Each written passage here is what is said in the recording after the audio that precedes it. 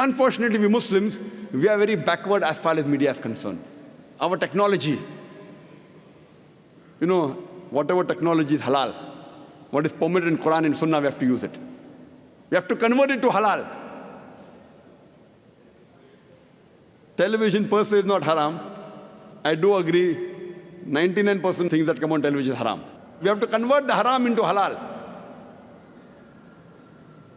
And that's how we have to convey the message of Allah subhanahu wa ta'ala. The best way today that you can convey the message of Allah subhanahu wa ta'ala is the satellite channel. It is the media. At least we can give shahada, we can tell on the day of judgment to Allah subhanahu wa ta'ala, at least we tried our level best to let the message of Islam reach every home, or at least as many homes as possible. And alhamdulillah, summa alhamdulillah, since 3.5 years after the launch of Peace TV, now the viewership of Peace TV is more than 100 million. Alhamdulillah. People may be wondering that, why are there so many cameras? People are saying, why 12 cameras required? One lecture, one man, 12 cameras. One man and 12 cameras.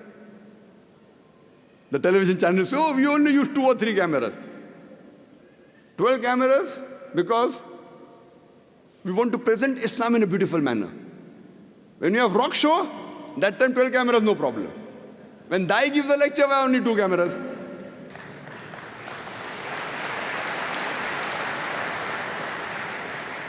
See, today is the age of science and technology. When we want to convince the youngsters, the media is taking them on the wrong track. We have to use the same media to get our youngsters on the right track, from wrong track to the right track. And believe me, we know, I agree, that majority of the media is haram. But as long as we don't break any rule of the Shariah, of the Quran and Hadith, we can use this media to the benefit of the spread of Islam.